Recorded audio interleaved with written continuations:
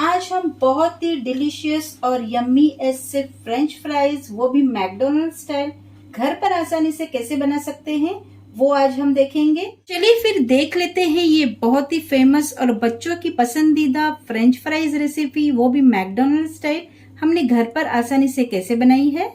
Hello everyone, मैं Pallavi cook channel में आप सभी का तहे दिल से स्वागत है। तो फ्रेंच फ्राइज बनाने के लिए हमने यहाँ पर 4 बड़े साइज के आलू ले लिए हैं। वैसे तो हमें कम स्टार्च वाले आलू इस्तेमाल करने होते हैं फ्रेंच फ्राइज बनाने के लिए, लेकिन अक्सर हमें वो मार्केट में अवेलेबल नहीं होते हैं। तो कोई टेंशन नहीं, जो भी आलू आपके यहाँ पर अवेलेबल हो उन आलूओं से भी आप फ्रेंच फ्राइज बहुत ही आसानी से बना सकते हैं। तो यहाँ पर हमने 4 बड़े साइज के आलू ले लिए हैं। तो सारे आलू हमने धो लिए हैं अच्छे से, और अब हमें ऊपर का इसका छिलका उतार लेना है। तो चारों आलू हमने छील लिए हैं और अब हमें इसकी कटिंग कर लेनी है। तो फ्रेंच फ्राइज के शेप में कट करने के लिए हमने सबसे पहले यहाँ पर एक आलू ले लिया है और इसके जो कॉर्नर है उसे हमें कट कर लेना है। उसके बाद हमें आलू को ऐसे खड़ा कर लेना है और ये जो राउंड शेप है उसे भी हमें कट कर लेना है दोनों साइड से। और उसके बाद हमें इसके 3 पार्ट कर लेने हैं। यहाँ पर हमने आलू के 3 पार्ट कर लिए हैं और अब हमें एक एक पार्ट लेके इसको ऐसे कट कर लेना है। तो ये हमने फ्रेंच फ्राइज के शेप में आलू को कट कर लिया है और ऐसे ही कटिंग हम बाकी के आलूओं की भी करेंगे और ऐसे ही शेप हमें देना है। तो सारे आलूओं को हमने फ्रेंच फ्राइज के शेप में कटिंग कर लिया है और अब हमें इसे ठंडे पानी में तुरंत डाल देना है, वरना ये काले पड़ सकते हैं। ऐसे तो आलूओं को फ्रेंच फ्राइज के साइज में कटिंग करने के लिए मार्केट में कटर भी मिलता है, तो उसे भी आप इस्तेमाल कर सकते हैं। अगर वो आपके पास नहीं है तो जैसे मैंने बताया है वैसे ही आपको इसकी कटिंग कर लेनी है। तो चलिए फिर अब हमें इसे ठंडे पानी में डाल देना है।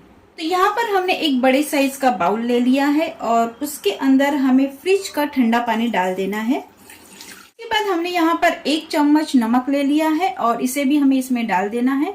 उसके बाद हमने यहाँ पर 1 चम्मच शक्कर ले ली है, तो उसे भी हमें इसमें डाल देना है। शक्कर और नमक को हमें चम्मच की सहायता से मिक्स कर लेना है। अब हमें सारे फ्रेंच फ्राइज हमने जो कटिंग करके रखे हैं तो उसे हमें इसमें डाल देना है। तो सारे कटिंग किए हुए आलूओं को हमने इस ठंडे पानी में डाल दिया है। और एक बात का हमें ध्यान रखना है, हमें नॉर्मल टैप वाटर नहीं इस्तेमाल करना है, हमें फ्रिज का ही ठंडा पानी इस्तेमाल करना है। और इसमें हमने जो शक्कर और नमक डाला था तो उससे इसका जो स्टार्च है वो लॉक हो जाएगा। और इसके बाद हमें इस बाउल को उठा के 15 मिनट तक फ्रीजर में रख देना है और उसके बाद हम आगे की प्रोसीजर शुरू करेंगे। तो इस बाउल को अब हमने फ्रीजर में से निकाल लिया है 15 मिनट के बाद, और इस आलूओं को अब हमें मसलते हुए अच्छे से इसे धो लेना है और इस पानी को हमें निकाल देना है।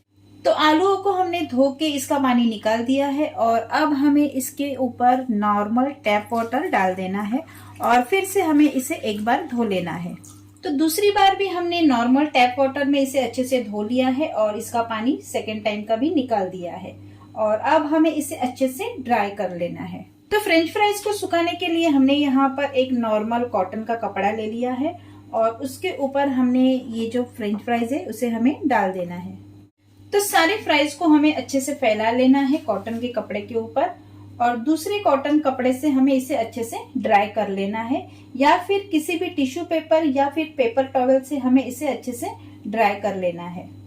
तो फ्राइज को अच्छे से ड्राई कर लेने के बाद अब बारी है उन्हें फ्राई करने की। तो फ्राई करने के लिए हमने यहाँ पर गैस के ऊपर एक पैन रख दिया है और उसके अंदर हमने तेल डाल दिया है और अब हमें तेल को अच्छे से गर्म कर लेना है और फ्राइज को हमें फ्राई कर लेना है। तो यहाँ पर तेल भी अब अच्छे से गर्म हो चुका है और अब हमें इसमें फ्राइज डाल देने हैं और बिल्कुल टाइम लगा के हमें 2 मिनट तक इसे फ्राई कर लेना है। जितनी क्वांटिटी तेल की है उतने ही बैचेस में हमें इसे डालते जाना है। तो हमने इसे थोड़ा सा ले लिया है फ्राइज और इसे हमें इसमें डाल देना है और इसे चलाते हुए ही हमें 2 मिनट तक इसे फ्राई कर लेना है। तो फ्राइज को फ्राई करते हुए अब 2 मिनट हो चुके हैं और अब हमें इसे निकाल लेना है। तो सारे फ्राइज को अब हम एक स्ट्रेनर के ऊपर निकाल लेंगे। तो सारे फ्राइज को हमने एक स्ट्रेनर के ऊपर निकाल लिया है और इसका जो एक्सेस ऑयल है वो भी निकल जाएगा और अब हमें इसे टिश्यू पेपर के ऊपर फैला के रख देना है। तो यहाँ पर हमने एक प्लेट के ऊपर टिश्यू पेपर फैला दिया है और इसके ऊपर हमने ये जो फ्राइज लिए थे फ्राई करके, तो इसे भी हमें इसमें डाल देना है। और अभी भी ये गर्म है तो इसे हमें फैला के रख देना है और इसे पूरी तरह से हमें ठंडा कर लेना है। तो सारी फ्राइज को हमने टिश्यू पेपर के ऊपर ही रख के इसे ठंडा कर लिया है पूरी तरह से। और अब हमें इसे फ्रीजर में रखना है आधे घंटे के लिए और उसके बाद हम इसकी सेकंड प्रोसीजर शुरू करेंगे। तो फ्राइज को अब फ्रीजर में रखे हुए 30 मिनट हो चुके हैं और इसे अब हमने निकाल लिया है और अब हमें इसे सेकंड टाइम फ्राई कर लेना है। तो फ्राइज को फिर से सेकंड टाइम फ्राई करने के लिए हमने तेल को फिर से अच्छे से गर्म कर लिया है और उसके अंदर हमने फ्रीजर में से निकाले हुए फ्राइज को हमें फिर से डाल देना है और इसे अच्छी तरह से पूरी तरह से गोल्डन ब्राउन होने तक हमें इसे फ्राई कर लेना है।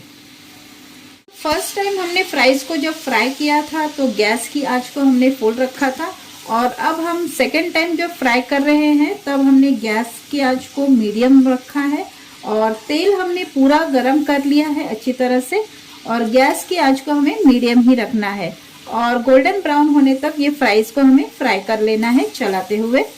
तो सारे फ्राइज अब हमारे गोल्डन ब्राउन हो चुके हैं और क्रिस्पी होने तक हमने इसे फ्राई कर लिया है। तो अब हमें इसे स्ट्रेनर में निकाल लेना है।